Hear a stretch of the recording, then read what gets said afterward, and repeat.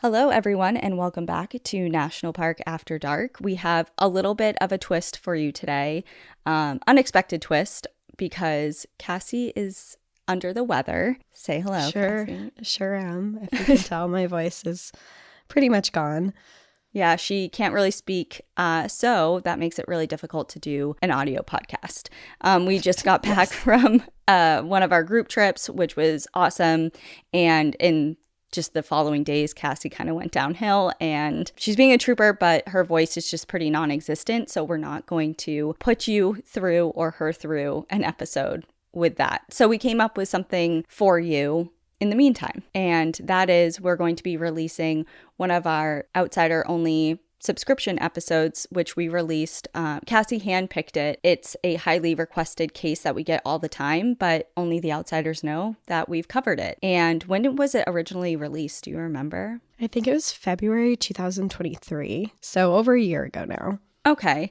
And do you want to announce it? So this episode that we're going to be talking about today is the Randy Morgenson case, who was a ranger who went missing in Sequoia, Kings Canyon National Parks. So we recorded it a while ago. My voice is good. You don't have to listen to me all nasally, but we just wanted to say that before we have it go. And then for everyone who is on our Outsiders and has heard this before, our bonus episode will be coming out tomorrow. So you also get a new episode this week as well. Yeah. And we also have a Trail Tales, which we are about to record, and it will be me telling Cassie all of the stories. So for this week, please enjoy a Patreon and Apple subscription Outsiders Only episode, The Disappearance of Randy Morgenson, and then we will see everybody on Thursday for a Trail Tales episode. A park ranger is a person who wears many different hats. Whether they are enforcing park laws, working the entry stations, giving park information at visitor centers, leading seminars, or rescuing park goers, their job is ever-changing. But one thing remains the same. They all have been drawn to nature. A backcountry ranger takes their love for nature to new heights. Backcountry rangers agree to remain far from civilization, living off the simplest means in the most beautiful areas of the park for months at a time. They patrol the trails to monitor their conditions and remove any hazards. They patrol on foot, bicycle, and even horseback. They provide first aid to hikers in the backcountry, and often it is their job to know the landscape so well that they can locate the missing ones. They dedicate their lives to the outdoors. They're willing to live in the outdoors, and they're willing to die in it. Welcome to National Park After Dark.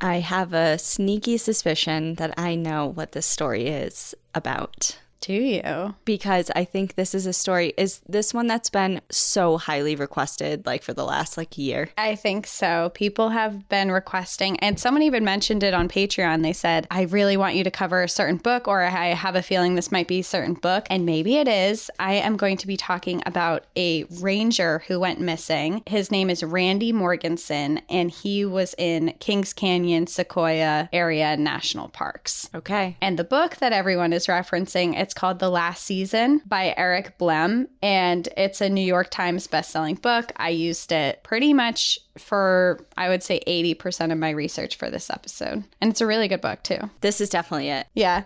Cool. Well, I'm excited to give the people what they want. Yeah. Well, welcome, Outsiders. We have another bonus episode this month. We're excited to talk about this one and this book recommendation. This is a crazy book. It's a really wild story, and we haven't been to Kings Canyon in a while, which I'm excited about. And we actually might be going there this year. Yeah, we're trying to plan our own little trip to go hang out there next summer, or this summer, I guess. It's 2020. It's 2023. Holy shit. Yeah. Yeah, pray for us. I have no idea when we're going to...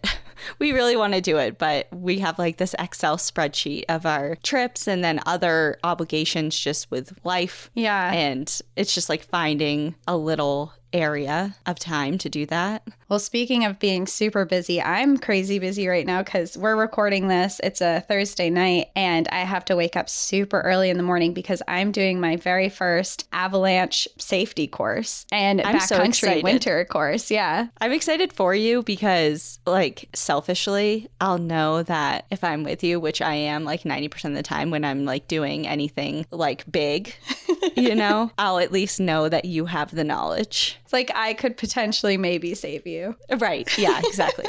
Well, it's cool too because we talk about it like don't go up Mount Washington in the winter. I'm doing it on Mount Washington in the middle of January. We're hiking up to Tuckerman's Ravine, which if you're familiar with or not familiar with Mount Washington, one, it is the worst weather in the world, has been recorded there. It's the highest peak in New Hampshire in the White Mountains, and Tuckerman's Ravine is kind of this big, like, it's like a half bowl. It's a ravine, literally, that people go up to backcountry ski and snowboard, and it's also an avalanche zone where people have died. Well, that's why you're going to learn there. Yeah. And it's like the perfect conditions to just get thrown to the fire. So, and you'll be with professionals and all of that. Yeah, it will be really fun. I'm excited. I'm also a little bit bummed because usually I say there's avalanche conditions and stuff, but New England has been going through a really warm streak. So it's actually been like no snow, raining. I'm sure it's a little bit different up on Mount Washington, but even on Mount Washington, they said that there's not the amount of snow that there usually is up there. And they originally were saying, you know, bring your snowboards, bring your skis,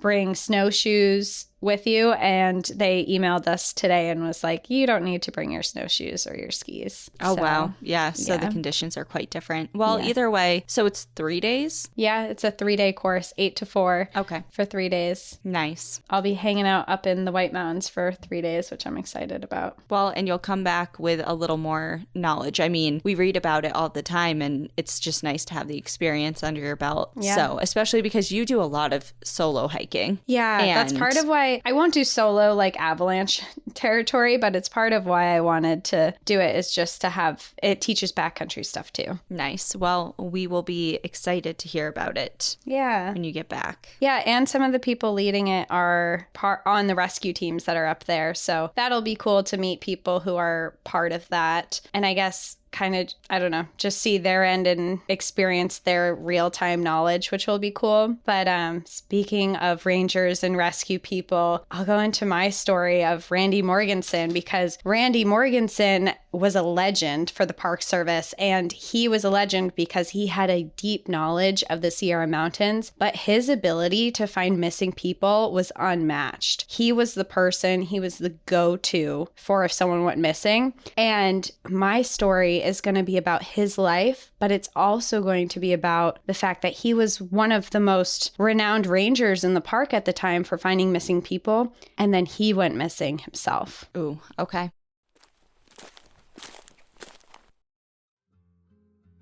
Unless you're brand new here, you've heard me talking about Cremo body wash before, and while I've talked a lot about the women's body wash that I use, I also shared a little tidbit about the men's body wash as well, explaining how Ian, my late partner, used to use it. And I actually still have it, his original Cremo bottle. It's still safe and sound in his little toiletry bag in my bathroom. I absolutely loved how he smelled when he used it, and from time to time, even now, I take it out and give it a little whiff when I need a pick-me-up. So if you have a man in your life, he's got to get on the Cremo train. Cremo body wash elevates and enhances any hygiene routine with their rich, lathering, and hydrating formula, and with scents like their bourbon and vanilla body wash, your man can experience bold, distiller spices perfectly balanced with notes of rich Madagascar vanilla and aged oak. I've also mentioned how I'm not a huge perfume gal, and that also goes for men's cologne. I find most of them to be way too overpowering and strong, and that's one of the reasons why I loved when Ian used Cremo body wash, because he smelled so damn good without being too overpowering, and he would just waft sultry smells around the house. So aside from getting a thorough clean, he got a lingering, incredible scent. Cremo also has other amazing men's grooming products like beard oil, shave cream, and shampoo, all in a variety of scents. You can find Cremo Men's Body Wash in its new distinctive bourbon vanilla scent at Walmart or Walmart.com. Once again, that's at Walmart or Walmart.com. So before we get started, we'll go to the parks, and I'm going to talk about them a little bit differently because he was a ranger in Kings Canyon and Sequoia National Park, which are technically two separate parks, but they're both in the southern Sierra Nevada mountains in California, and they have actually been joint managed since 1943. So if you work in one, you work in both. Gotcha. And part of this is because the parks, if you look at them on a map, they sit side by side. They share a border. And while they are adjoined national parks, they are very different when you look at it at a landscape point of view. Together, the parks protect 1,353 square miles, which is 3,500 square kilometers. And because of the large variety of elevations here, the park is home to very diverse populations of wildlife. They have over 1,200 species of plants and over 315 different species of animals. Some of these animals include peregrine falcons, black bears, and bighorn sheep. And Sequoia National Park is known for groves of the world's tallest and oldest trees, while Kings Canyon has deep canyons, massive valleys, tall mountains, and waterfalls. Sequoia National Park was the second national park established on September 25th, 1890 to protect sequoia trees from being logged. And Sequoia National Park is also home to the tallest mountain in the lower 48, which is Mount Whitney, standing at 14,494 feet, which is 4,417 meters. I remember driving by Mount Whitney with Ian when we were in the area. Yeah, you can't miss it. Can't miss it. Right above it all. Kings Canyon National Park was established 50 years after Sequoia on March 4th, 1940. And before it was known as Kings Canyon, there was a park there known as General Grant National Park. It existed, but it was later expanded and renamed Kings Canyon National Park. So Kings Canyon is that national park plus a lot more land. General Grant, the second largest tree in the world, is also located in Kings Canyon. Both of these parks are famous for their hiking trails and backcountry adventure possibilities. The famous John Muir Trail is located here and stretches all the way to Yosemite. Because over 95% of both parks are designated wilderness, there are over 800 miles or 1,287 kilometers of trails, with 24 of the 27 Sierra Nevada mountain range summits being located within these parks. Also, because this park is so remote in so many areas, there have been over 500 search and rescue missions that have been conducted inside these parks. Park Ranger Randy Morgenson played a huge role in many of those rescue missions and eventually became the reason for one. So let's talk about who Randy Morgenson was. Randy was always destined to become a park ranger. Randy grew up in Yosemite Valley with his brother, mother, and his father. Both of his parents were avid outdoors people, but his father was just loved the outdoors. His father worked for the Park Service and spent every moment of his time that he could in the Sierra Mountains and exploring the lands of Yosemite. When Randy was born, he shared his love of the outdoors with him. His parents joked that he was baptized in the Merced River of Yosemite because as a toddler, they'd take him on camping trips and warm up river water with a campfire and bathe him in it. So they have pictures of Randy as a baby. They're like, baptized in the Yosemite River. That's so cool. As young as 8 years old, Randy's father had him climbing his first 13,000-foot peak, which is 3,962 meters. He would teach Randy about the types of flora in the park and how to identify them. He taught him to fish, camp, climb over crevasses, and how to navigate through the woods. He read him stories and poems of park rangers, which Randy's favorite poem growing up was always about the life of a park ranger, and that poem was titled, "O Ranger." As he grew up, he studied and read books about John Muir, often quoting some of his writings from memory. During his childhood, he formed a deep love and appreciation for the outdoors. How could you not? I mean, You're born into that. Yeah, born and raised. Doesn't get more true to that than this, you know? It sounds like a dream childhood. Idyllic. Yeah, like grow up in Yosemite Valley. Okay, great. El Cap in your backyard. Okay, Yeah. I'll take that. Yeah.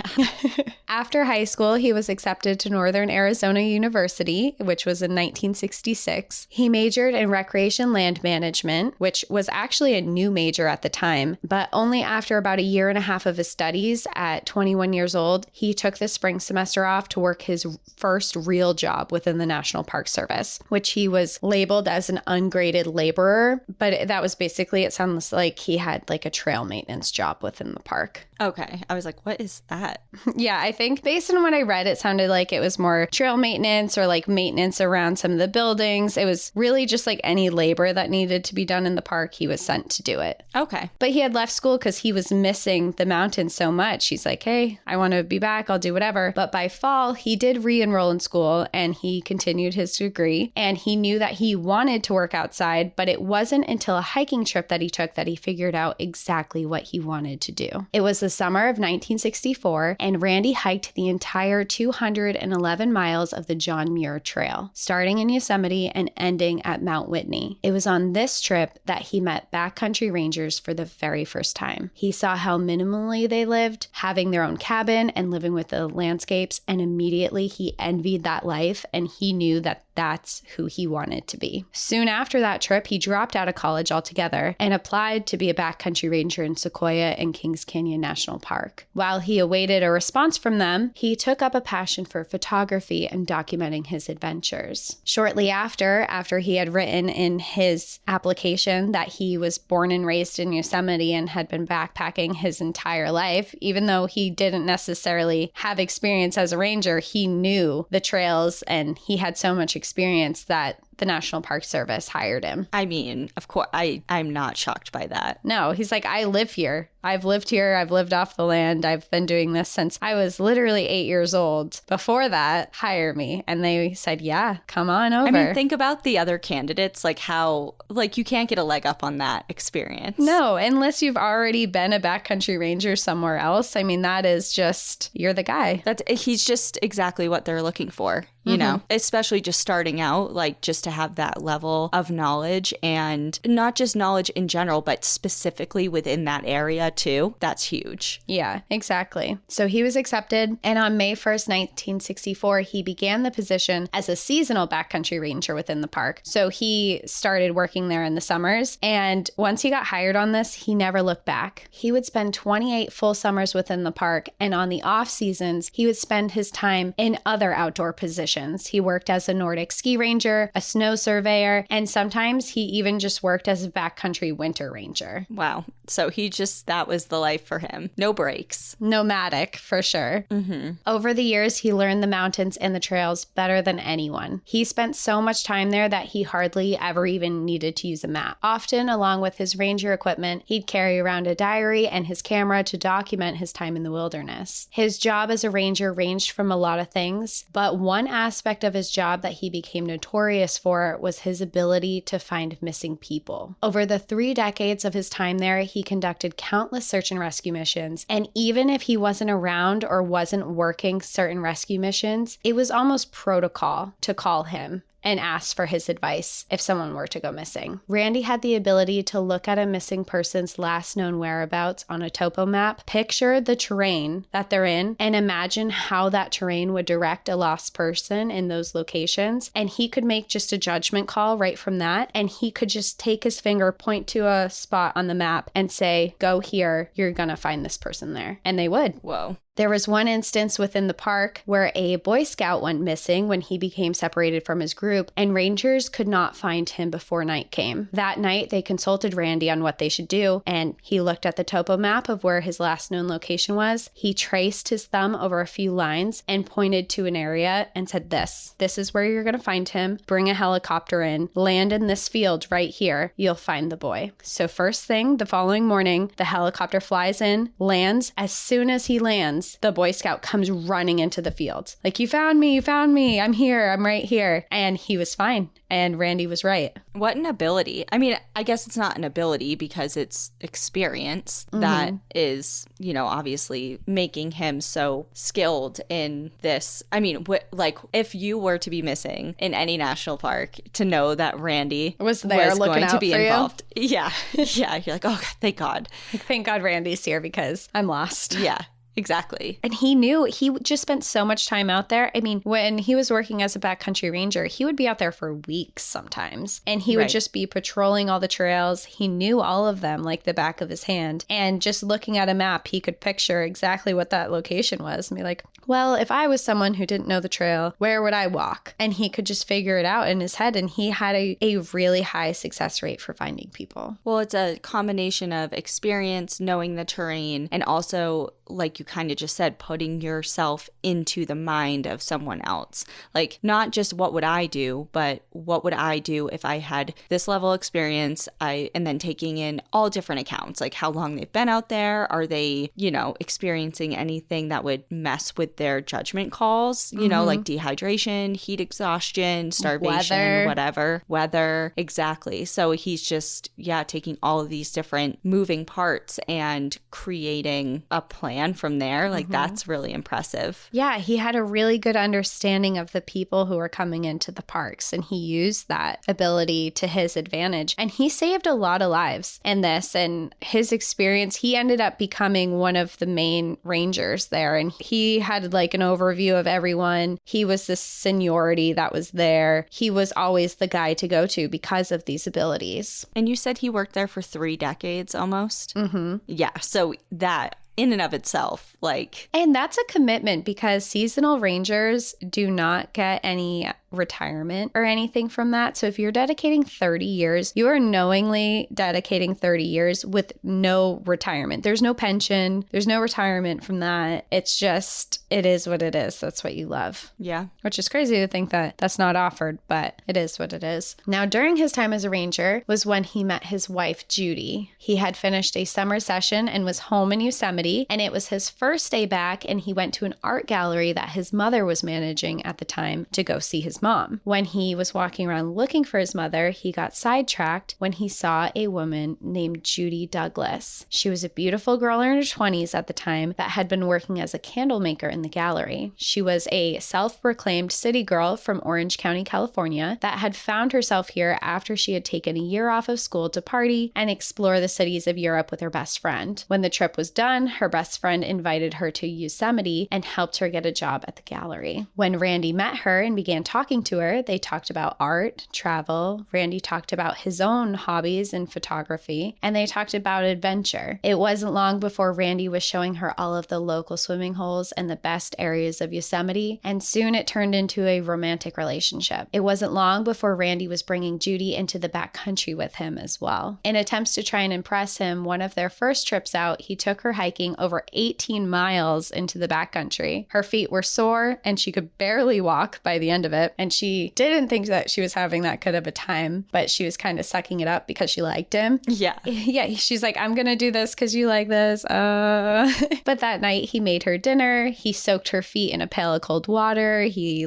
rubbed them for her, and it was a really romantic night together. And she's like, okay, I'm having fun. From then forward, their vacations and trips together almost always involved venturing deep into the backcountry, no matter where they went. And often they did travel to southern Utah and Arizona. They fell in love quickly. And although Judy knew he was a free spirit and ultimately he would mostly be gone in the mountains, she loved that about him, and she decided that she would follow him anywhere, and it was okay that he was such a nomadic person. And she also knew that his job was very dangerous at times and also very taxing. He would often confide in Judy about how difficult some of the missions had been. During one winter as a Nordic Ranger in Yosemite, his first recovery he was sent on was one of a plane crash, where he was the person who was extricating the bodies from the wreckage, which turned out to be one of the most difficult things he had ever done as a ranger. And Judy was the person that he leaned on to talk about those kind of things with. Mm-hmm. When the seasons changed and Randy would leave Yosemite and go back to Sequoia and Kings Canyon, he would sometimes be out in the wilderness for weeks at a time and be unreachable. This created concern for Judy, even though sometimes she would go on to the backcountry with him to spend some time and see, and she would actually hang out with him on his posts for sometimes weeks at a time if she was able to. But they were spending so much time apart, and Judy was feeling really uncomfortable in their relationship, and she felt like there was no real commitment. So one day she called him and she said, I need more of a commitment from you.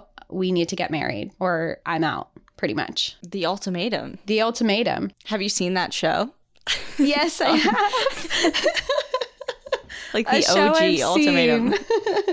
I didn't watch it fully because it's kind of like that trash TV that you get sucked into, but oh yeah, for sure. And I watched some of it for sure. I don't even know if I watched the whole thing because I can't really picture how it ends, but you get the gist. Yeah, it's like I need more of a commitment or we're done. And I'm bringing you on this reality TV show to have you make a decision. Healthy relationship. Seems like a great idea. Yeah, for sure. Well, for Randy, it might not work for people in the ultimatum, but for Randy, it did work. And he said, all right, let's get married. I'm down. So on November 22nd, 1975, they were married on Ahwahnee Meadows in Yosemite with the backdrop of Half Dome behind them as they said their vows. Doesn't get better than that.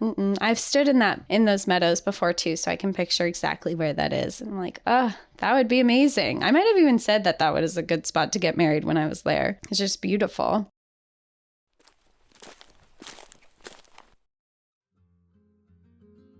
I've always said that if I hit the lottery, one of the indulgences I would give into is hiring a private chef. I used to just never love cooking for myself, especially because I find it difficult to be creative with food. But alas, I haven't won the jackpot, so I am my own private chef. But with the help of Marley Spoon, I have over 100 different nutritious meals I can get on the table myself. This podcast is sponsored by Marley Spoon, who knows that bland food is boring, so they created the best tasting meal kit money can buy. And with our code NPAD, you can get up to 25 free meals. My stomach is just growling reading you these, but they have so many delicious recipes like Cajun spiced chicken, poached salmon, to butternut squash gnocchi, to vegan burrito bowls. Although I will say the poached salmon has been my favorite since I've been on a fish kick recently. Many of them are also completely customizable, meaning whether you're looking for a vegetarian meal, family-friendly dishes, or low-carb options, Marley Spoon has the food you want to eat. I've found cooking with Marley Spoon is rewarding because I know I'm getting an amazing tasting meal that's actually good for me rather than choosing unhealthy and pricey takeout. So with meal planning and the food shopping taken care of, making delicious food at home has finally become effortless. Plus, with Marley Spoon, you aren't locked in long term. Their flexible subscription allows you to edit, pause, or cancel your boxes at any time. So experience the most personalized meal kit today with Marley Spoon. Head to marleyspoon.com/offer/NPAD and use our code NPAD for up to 25 free meals. That's right, up to 25 free meals with Marley Spoon. One last time, that's marleyspoon.com/offer/NPAD for up to 25 free meals, and make sure to use promo code NPAD so they know that we sent you.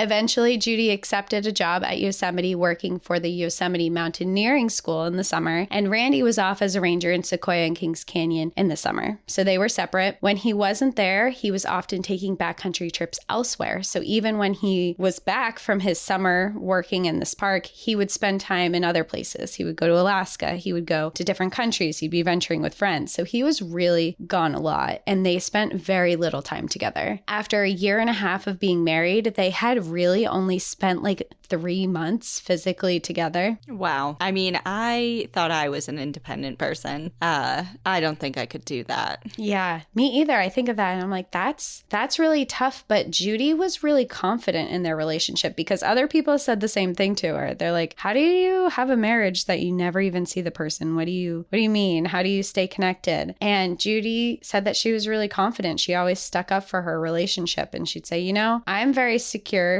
in this relationship. I know that we have such a connection that the distance doesn't matter because it's all worth it when we get back together. I mean, power to her for sure. Like, honestly. Yeah. And it's a different time. What is this? The 80s, I'm guessing at this point? This is in the 80s. Yeah. And so like, yeah, you can call each other here and there, but especially if you're out in the backcountry, there's no, even if it was in today's day and age with a cell phone, because I'm just thinking back to like, as far as personal experience, the first almost year that Ian and I dated was long distance. Mm-hmm. And like we just lived in different states. We had different things going on. And I would agree that it was worth it because when we're together, like our connection, like everything you just said, I can agree with. But we had a miniature computer in our pockets that we could text and call and FaceTime every day. And so it made the distance more manageable and easier to swallow. Mm-hmm. But in their situation, wildly different. Like, yeah. I mean, I don't know if I could do that.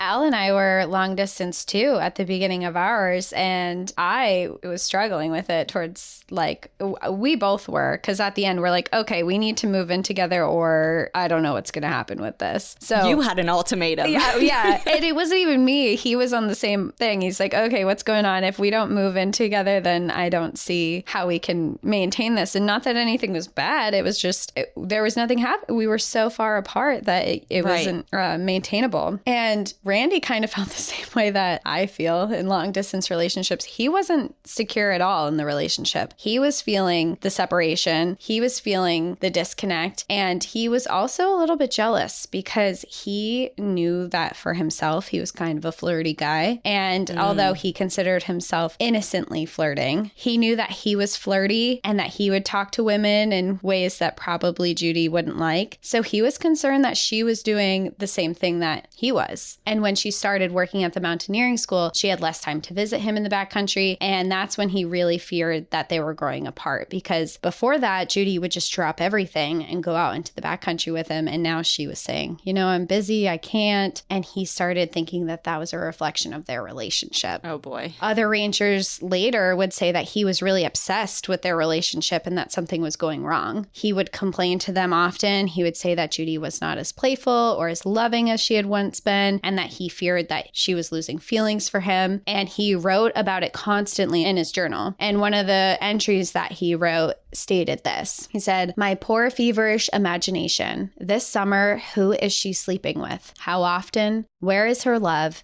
Is there anything left of us? If your young marriage survives this summer, I'll need to give her more love. Keep her closer. Make us a real couple. Keep a love going with us. Forget my flirting ways with other women and end these long separations that above all, Judy should be with me in the backcountry next summer." Okay. I don't know where the story is going, so I might eat my words. Okay.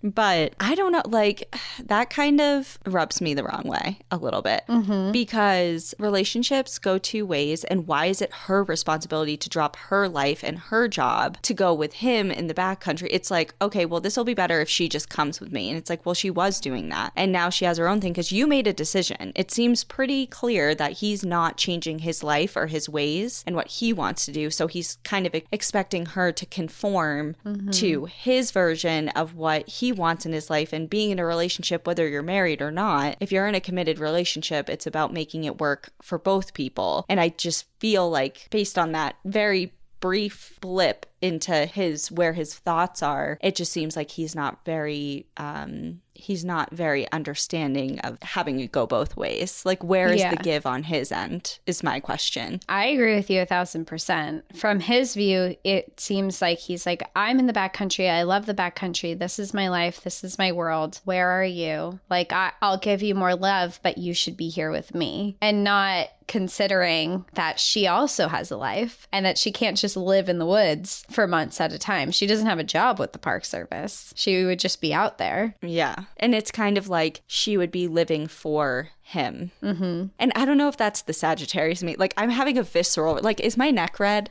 I feel like I'm getting... You're like, I'm heated. If someone did this to me, I would feel caged. And I mean...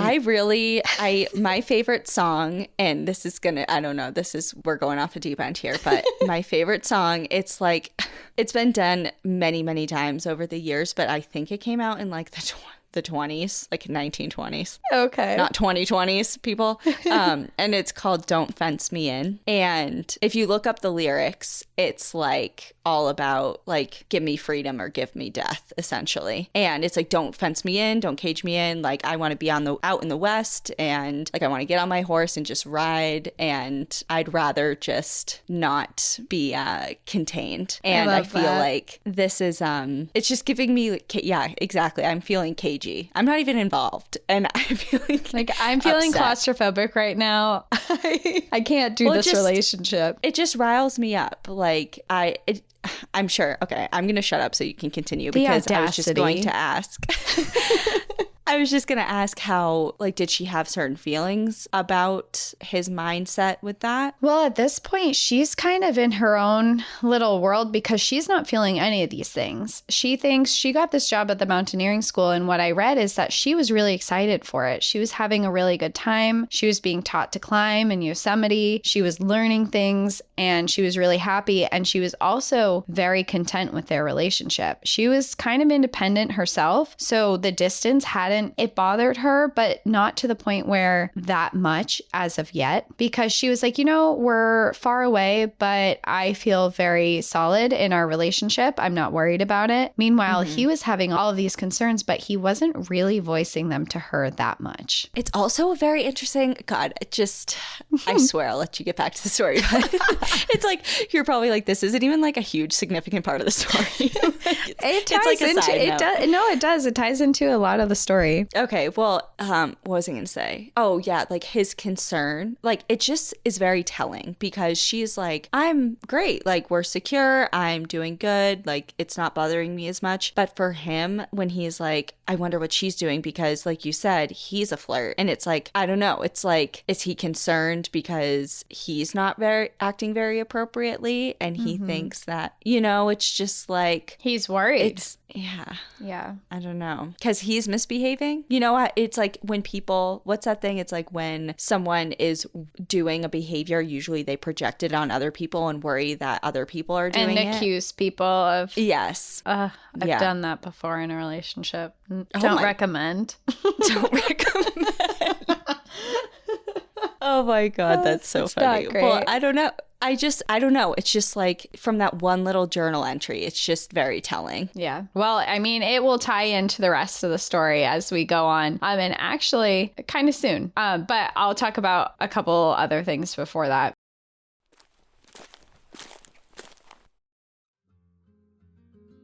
I know for a fact so many of you have been in the same spot that I have, standing in front of a giant wall of wine at the store, having no idea what you're doing. So you just scan it real quick and reach for the wine that has the coolest label. I get it. For years, I just picked the wine that had a cool animal label and found out later if I liked it or not. So I'm not judging if you do this. But I've grown, I've evolved, and I've figured out what works best for wine selection, and that is a little help from experts. This podcast is sponsored by Naked Wines, a subscription service that seamlessly connects you to the finest independent winemakers on the planet. So you get a box of the market's best quality wines however often you'd like for a fraction of the price you'd normally pay in stores. Aside from the amazing deals, I love how the shipment comes because I can taste and then rate them. And then Naked Wines will take those ratings and adjust my shipments so the wines I receive just get better and better with time. And Naked Wines has also been around for over 15 years and funds over 90 independent winemakers. There's no commitment or membership fee,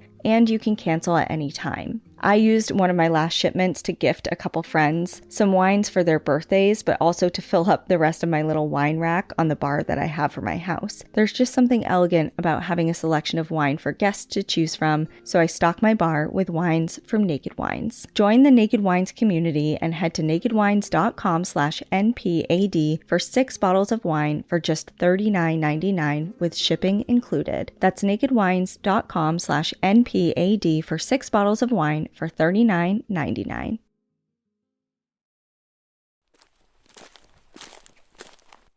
So despite him being worried about his relationship, he was still working in the backcountry as a ranger, and he was still leaving for very long periods of time, but he loved it. But despite his issues within his relationship, he loved being in the outdoors and he loved being in the backcountry, and he was often called to rescue missions, which he loved to be on because he loved to be helpful and to help people. He saved mountaineers, climbers, and lost hikers. He loved the solitude of the mountains, and he also loved the people that he worked with. He was different from other rangers at that time because during these times, I think I said said it was the 1980s when you asked earlier, but this was actually the 1970s, late 1970s. But many Park Service members, they were kind of militarized. They had short haircuts. They carried weapons. They usually had a gun on them. But Randy wasn't like that. Randy had long hair. He had a big bushy beard. And a lot of times he refused to carry a weapon. He always said that, quote, shit happens if you're armed, and he preferred not to be. Even after an incident in 1984, after a ranger was strangled unconscious by a visitor when they approached them because of an illegal campfire, Randy still had no interest in being armed, knowing that statistically, rangers were more likely to be assaulted and were more assaulted than any other federal officers in the nation. Which we kind of talked about a little bit with Margaret's episode. Yeah. So he knew it was dangerous, but he just felt uncomfortable. He's like, you know, things can happen when you're armed, and I just don't want to take that. I mostly feel very safe with the people I've been around. Randy was known almost exclusively by rangers and park goers alike that he was kind and gentle, and that he left a positive impact on travelers. In fact, it was very common for the Park Service to receive letters from visitors commending how great he was. In one letter that was written after Randy had issued a warning to someone about being camped in an unauthorized area, they wrote in a letter that said, after hearing my description of the way we had selected our site, Mr. Morgenson issued us a courtesy tag as a reminder to avoid this mistake in the future. I want you to know how very courteous Randy Morgenson was in this situation. In all of my 25 years of backpacking in the Sierra Nevada and encountering a number of Forest Service and National Park Rangers, I don't recall meeting a more considerate person. That's very nice. Yeah, especially because he gave him a warning and they still went out of their way to write a letter being like, he was great. Yeah, it's like we kind of got in trouble and we still want to say thank you to him. He's like, but he was great. Pleasure.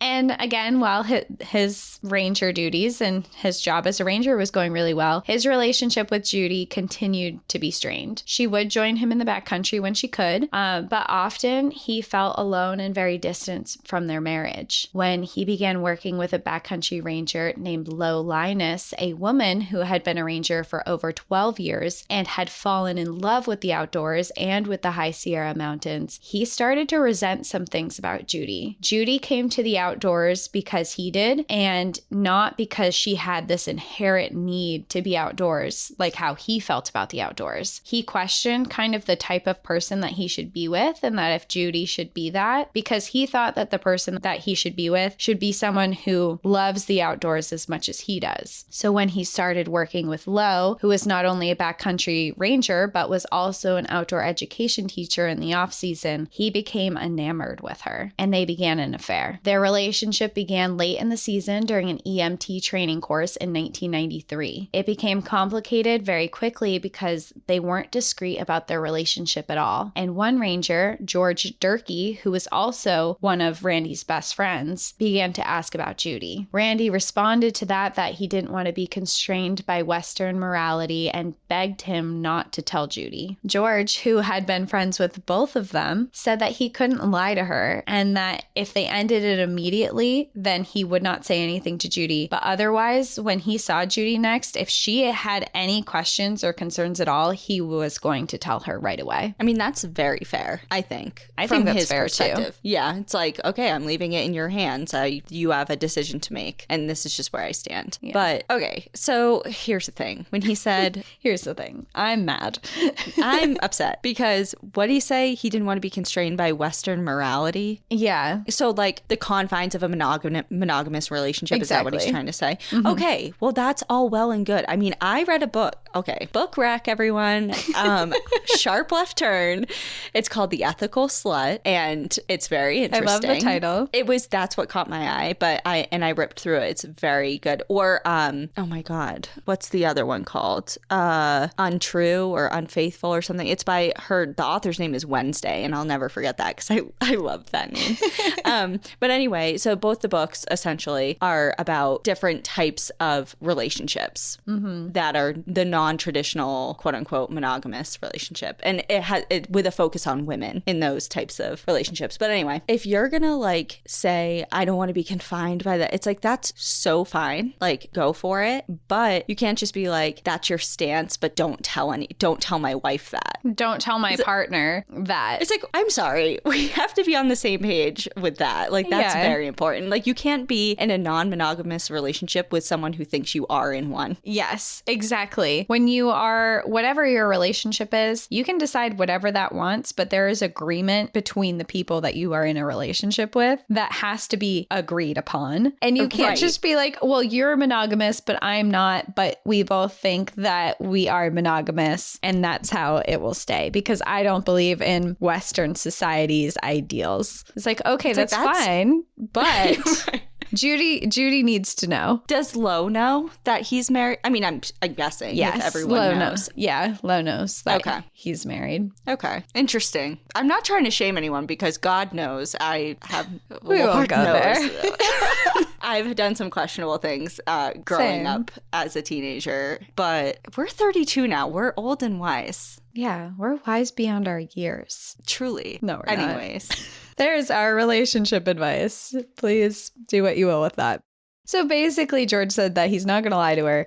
If she asks any questions, he's going to say. And Randy was not thrilled with that. But Randy and Lo's relationship continued, and more rangers became aware of it. And it was also clear that this wasn't just like a fling or an affair that was happening. The two of them were actually falling in love. And that was very clear. Judy was also feeling that something was wrong in their relationship and had concerns about how they had drifted apart. So before she was feeling secure in it, but now she's noticing that things are changing and things are different. And it had been going on for a while now, but one day on October 17th, she gave her best friend Gail, who was the one who got her the job in Yosemite. Originally, they had traveled to Europe together that I mentioned before. She called her to wish her a happy birthday. But it wasn't long into their conversation that Gail asked how she was doing, and Judy started to cry and told her of the troubles that her and Randy were having. She explained that she hadn't seen him in months and asked him to come home soon, but he responded that he would be in the backcountry again for several weeks. Well, it happens that very same night, Gail went to a club in Santa Cruz to listen to some live music for her birthday, and guess who she sees?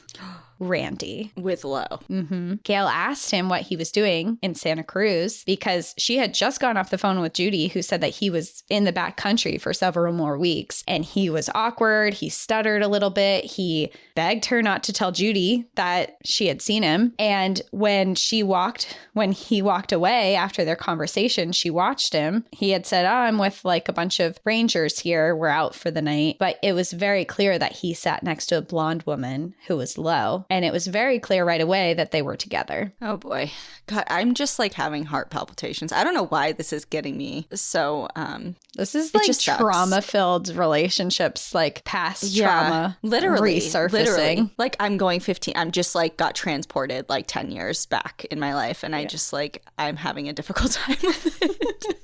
It's like, no, Judy, this is awful. I'm so sorry for you. Yeah, God, I'm sorry. Well, that night, Gail stayed up all night because she was agonizing about whether or not she should tell Judy. She's like, she's going to be heartbroken. Is it my place to tell her? I don't want to be the one to tell her. But ultimately, she decided that there's no such thing as coincidences. And for her to run into him only hours after she had talked to Judy was fate. And she had to tell her. Wait, sorry. Was this Judy's birthday? It was Gail's birthday. Oh, Gail's birthday. I'm like, oh my God, just another stake to the heart. In the heart. Yeah. The following morning, she called Judy and told her everything. Judy hung up immediately and called Ranger George, who she had been friends with as well, and asked him if it were true, because she knew if anyone knew that George would know. Mm-hmm. And like he had told Randy that he would tell her, he did. He confirmed that what she had heard was true. Judy was absolutely devastated, but she also wasn't surprised. He had been distant and not acting like himself. And when she really reflected on his behavior, an affair explained a lot of it. When she told Randy that she knew of the affair, she told him that he needed to move out of their home. Randy begged her to let him stay. He told her that he wasn't sure if he wanted the marriage to end, and he wanted to try to work it out. So it wasn't even like, I want this marriage. He's like, I'm not sure if I want this to end. Okay, another hot take, or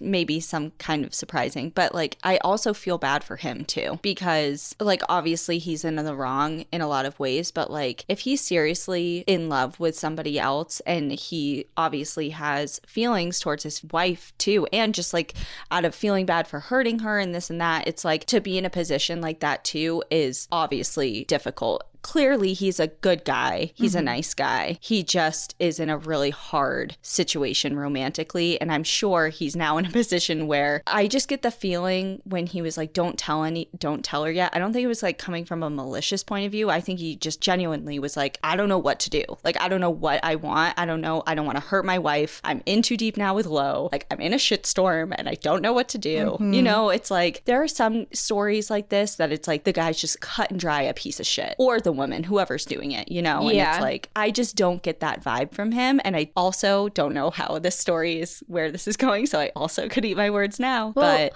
it's just a feeling I get. Yeah. And I mean, he is well liked. He does some really amazing things for people. He saves people's lives. And also I do feel for Randy too. I mean, I feel for Judy really badly because I've had similar situations, not like to this extent, but I've had like people not be great in relationships. But also if you look at Randy's point of view, he's gone for months at a time alone. And the only other person with him sometimes is Lo, who's a backcountry ranger in the same place as him. He has no communication with his wife, hasn't seen her in months. He has no companionship out there. Not saying it's right by any means, but I can totally understand how a relationship like that could start. Yeah. Yeah. And that's what I'm trying to, like, I'm not saying it's right either, or I condone it or whatever. It's just, and I obviously don't think it's right, especially from Judy's point of view. Like, that just sucks so bad. But at the same time, it's just like life happens, and it's not always like someone's malicious, cruel intentions of being selfish. Like, when I think of your situation, like, it was wildly different. Like, he was like, that person was not falling in love with someone in the backcountry. Like, let's be real. He was just being a dick. Yeah. We don't go into mine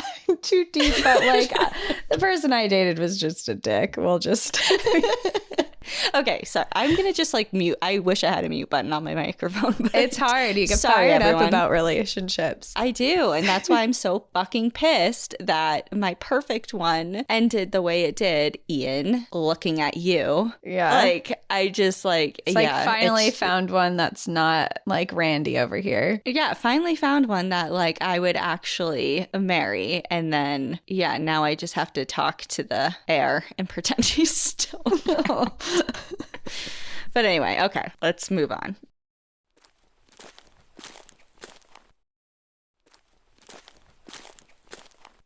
So basically, Judy told him she knew, asked him to move out. Randy begged her to let him stay. And he said he wasn't sure if he wanted the marriage to end. And Judy was kind of in a tough spot too, because her mom had just been diagnosed with cancer and she was really upset. She had a lot of stuff going on emotionally on her end. And she decided to give him another chance. She wanted to try and work out their marriage. They had been together for several years at that point. But a lot of her trust for him was gone, especially when the following season he began working with Lo again.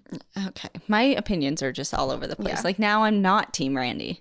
I wasn't ever Team Randy, but you know what I'm talking about. Randy promised her that the relationship would be over and she couldn't control Lo's employment. And Lo did know of the situation with his wife, and so did all the other rangers around them. But even though Randy had promised his wife that their affair was over, when they started the new season, their relationship began again. They spent weeks in the backcountry on patrol together, and often they were the only two out there together. At the end of the season, though, in mid-September, after he had hiked out to Bench Lake Ranger Station, which was more of a shelter for backcountry rangers than an actual station, he went there to help Lo demobilize it for winter. He said to her as soon as they finished their job that their relationship was over. He told her that he needed to actually focus on fixing things with Judy and that he could no longer pursue this relationship. And Lo was devastated because, again, this wasn't just an affair for her. She thought that they were falling in love and that maybe he would leave his wife someday, that they could be together. She was very invested in this. Randy went to Sedona that winter, where his wife Judy was now living, and they lived together. Their relationship was still very strained, but Randy was trying to make things better. He did a lot of this by trying to fix himself. He felt a lot of turmoil, insecurities in his life, and ending his relationship with Lo had been really hard for him as well. He spoke with psychiatrists, he read self-help books, he talked to friends about how depressed he had been feeling and how much anxiety he had been feeling within his life. life and his relationship. He also promised Judy that he would not go back to his ranger position the following summer. They did not need money at the time, and they had not spent any time together in months. So he said, I'm going to stick around for this year and I'm going to work on our marriage. I want this to work. But within this, with him working on himself and him saying that he's going to stay back, he became so wrapped up in himself and his own emotional issues that were going on that he was actually failing to pay that much attention to Judy, which was kind of the point of him being home. Even when she got the phone call that her mother had died from cancer, he didn't offer her condolences. He didn't offer to go with her because her mother was living up in Yosemite. He didn't offer to drive her to the airport. He barely said anything when her mom died. I'm very confused by him. I'm trying to figure him out, and I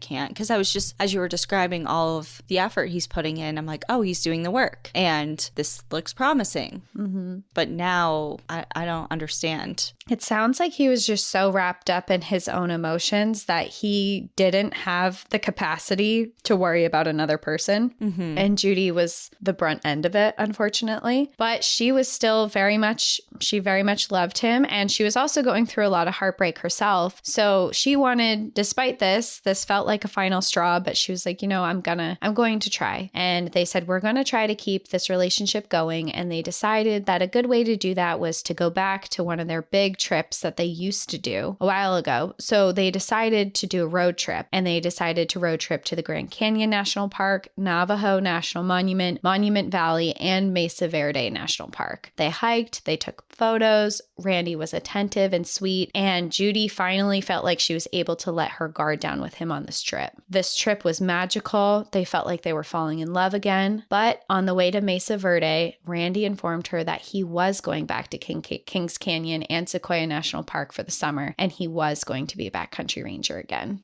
So wait, the same summer that he said he wasn't? Yes. Okay, we're still in the same time frame. All right, yeah. I just wanted to be clear on that. Yeah, he said, I know I promised this, but I love my job out there. I need to be back in the mountains, and I'm going. And this was the final straw for Judy. In that moment, she knew that she was done with the relationship, and she asked him to turn around and take her home. When they returned, Randy prepared for his 28th season as a ranger, and Judy filed for divorce. Although he had the divorce papers, Randy did not want to sign them yet, and he took them to the national park with him. He folded them inside of a book to think about for the summer. And Judy didn't question this, didn't harp on it for him, just said, okay, you need time to reflect on this. Here's the papers. Please sign them when you're in a good spot to do it. When Randy went back to work, before he went out to his post, which was at Bench Lake, he stopped to apologize for his behavior for previous seasons and the affair that he knew had affected other rangers. He went one by one to each person that he had been close with, and he told them that he didn't like who he was and he was planning to change, and he apologized for everything that he had done. After he apologized to his colleagues, he called Judy and asked her to come out with him again and told her that he did not want the divorce. But Judy was adamant in her decision, and she told him that she didn't want to go. She told him, I still love you. I care about you a lot, but the relationship isn't going to work. I can't come into the backcountry with you. When she made it clear that the relationship was over, he found Lo to see if there was any chance that he could mend their relationship and if he could be together with her. But Lo had moved on. Yeah. He's like, okay, that didn't work out. I'm going to go check out Lo. But at this point, Lo had moved on, and now she was in a relationship with a man who would end up being her soulmate and who she would spend her life with. So she said, no, I found someone who's not in a relationship who I love and care about very much. I'm not going to risk that for whatever we had. Good on her. Before going to Bench Lake, he had long conversations with ranger friends about life and relationships. They talked about their love for the mountains and the Sierras, which the rangers kind of noted was a little odd because usually as soon as Randy would get to the national parks to start the season, he would kind of just book it. He was waiting to be back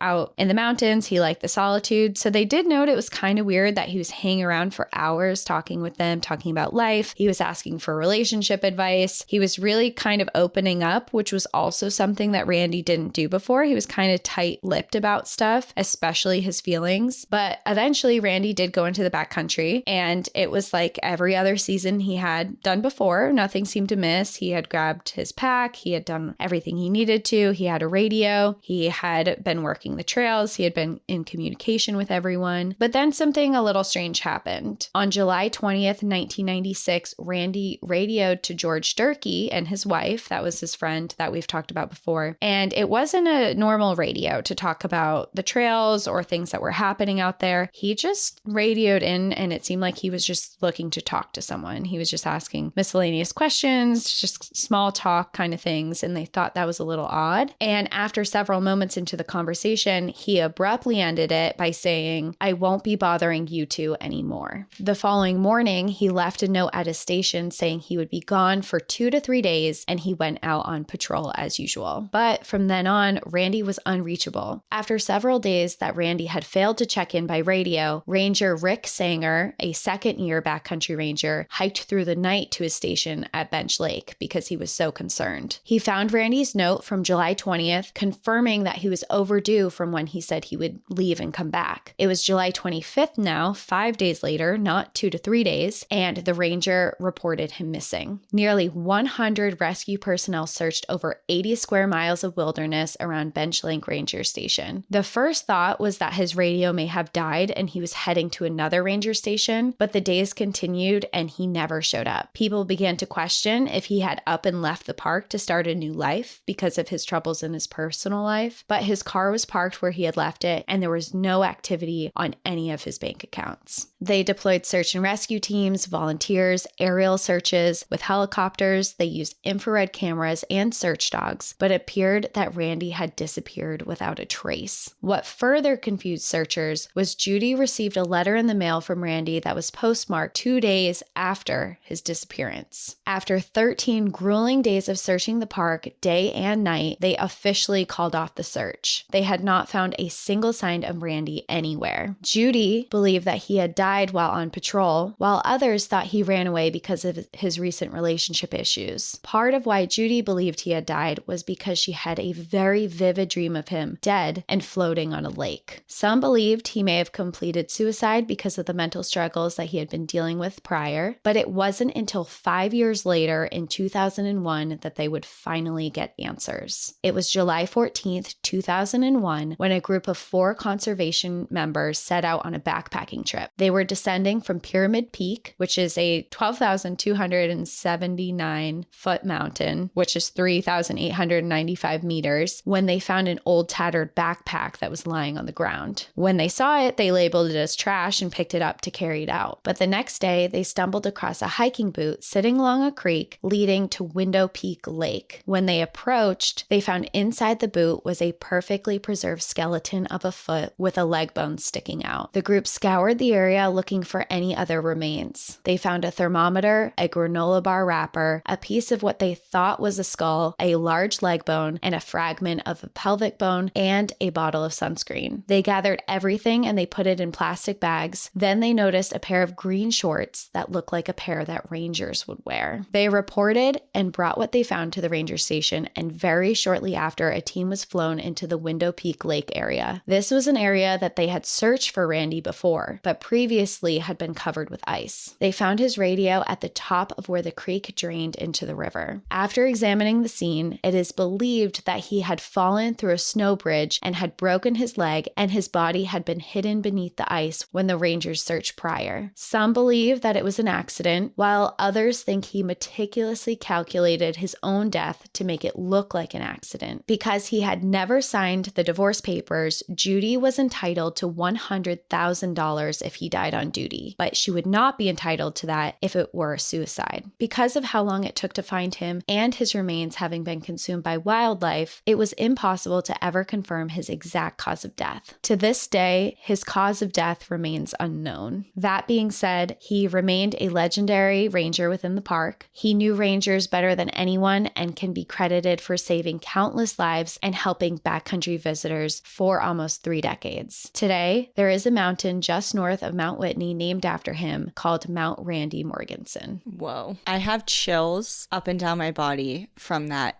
dream that she had. She was adamant too. She's like, I know he died. died on duty because she had this vivid dream of his dead body floating on a lake somewhere in the backcountry. I just the chills that I have from that is insane. Mm-hmm. And I mean, I don't know. I feel like he planned it. I truly do. I'm indifferent about it because I think it's definitely possible that he could have planned it. But I also think that just in the mindset that he was in, he could have made a big mistake in the backcountry, because it sounds like if he did fall through some ice and get trapped, break his leg, whatever happened, and maybe possibly drown where he was, I think that it's very possible with his mental state that maybe he just didn't care when he fell, or he wasn't paying attention to where he was going or being as vigilant as he had been before, because he had just had a conversation where he's like, oh, I just won't bother you. Nobody wants me around. No one wants to be with me. So I can kind of see both, where maybe he did plan it, or maybe it was an accident because of the mindset that he was in an unforgiving landscape. That's a very good point as well, because it could go either way. Like the lead up to it, as far as the conversations he was having and the changes in behavior, you know how you said his friends were like, oh, this kind of wasn't like him. It seems a bit odd now reflecting back on it, but that doesn't mean that he was suicidal. It just means that he was lonely and going through a difficult time in his life and wanted support from his friends. Like, that's not unheard of by any stretch, you know? So I do get that part of it as well. But like, on the other hand, you know, if he was going through some mental turmoil and struggles and maybe had some suicidal thoughts, to set it up that way to make sure that Judy was taken care of in a way that maybe he couldn't have done himself. Obviously, he failed her in a few different ways in their relationship. It's kind of like a final, I'm sorry and I'm going to take care of you way. Like, I don't know. It's hard. It's hard because, I mean, and obviously no one knows and no one ever will. And we're just somewhat, you know, two people who learned about him in an hour versus people who knew him his whole life still don't understand. Yeah. So I totally understand like it could go either way. Yeah. And it's a mystery to this day. And even with this, I mean, I would say he's very much remembered now as a person who was so adamant and good at his job and so good at finding people and ended up disappearing himself. And there's such a mystery around it. But what he's mostly known for is how kind he was to visitors, what a great park ranger he was, and the fact that they have a mountain that's named after him within the Sierra Nevadas, which is really cool. That says a lot. Yeah. It says a lot about his character and dedication to, you know, his love, which was ultimately the outdoors. I mean, obviously he loved Judy and Lo and whatever, but ultimately the outdoors always won. Mm-hmm. Yeah. He couldn't stay away. Wow. What a story. I was up, down, and every way in between. Now I'm sad and I'm sorry I ever talk shit about him. I think it's okay to talk shit about how he was in a relationship, but we're not all perfect. He definitely made some mistakes. It's very clear on that. But how he was in his relationship doesn't change the good parts about him either. So I don't think it's bad to talk shit. Well, it doesn't define you. No, it doesn't. It doesn't define you. So, and I think that goes for everyone, you know, like how you behave in some relationships versus others or whatever. So. Yeah, for sure. Like I've been a much better girlfriend in some of my relationships than I have been in others, for sure. And I don't think those times define me and my bad. I do not think poorly of you no matter what, Cassie. Thank you. You're welcome. Same with you. Thank you. It's like we clearly were bad because we're both like rationalizing that it's okay. Okay, we've turned new leaves over the last decade, so everyone needs to, It's okay. We understand you, whatever end of the relationship side you're on. We'll just put it like that. That's why we're so empathetic, okay? Yeah, because we've been on both sides. We've been probably empathetic because we can feel how they feel. We've been on both sides of these relationships, so we understand from every point of view. But kind of going into changing the course, if you are interested in learning more about Randy Morgenson, The Last Season by Eric Blehm is a lot of my research for this episode. But I will say that there is so much that I did not talk about with him because the book is long. It's in short writing. It's it's in small writing. And The book is written really well, but it goes into a lot of the rescues that he went on. It goes deep into his time as a ranger. It goes further into their relationships and the aftermath of things that happened after he disappeared and things like that. I would say it is totally worth a read, even though we've done a podcast episode on it and you know the gist of the story. If you're interested in him as a person and their story and Judy, I would say definitely read the book because there's so much more information on there. Well, you said it's a New York Times bestseller too, right? Yeah. It says, right, I have the book in my hand right now. It says winner of the National Outdoor Book Award, and it's a New York Times bestselling author. Oh, cool. Yeah. Nice. And there's pictures in here that are really cool. There's a lot of pictures of him in the backcountry just doing stuff. And they have some of his photographs that he took because he was a really good photographer. And the book goes more into his life as a photographer because he had some things published. Some of his work was published. You know, he was an all around really interesting guy. There's pictures of their wedding in Yosemite in here. It's a really cool book. Well, I'll add it to the list somewhere. Yeah. Cool. Okay. Well, thanks for that emotional ride. And I think we just went off the rails a little bit, but that's okay. It's okay. I hope everyone still loves and accepts us. And that's it. It was an emotional one for sure. It was. Yeah. And, I'm excited and looking forward to going to those 2 parks and hopefully, knock on wood, this summer at some point. And it'll be cool.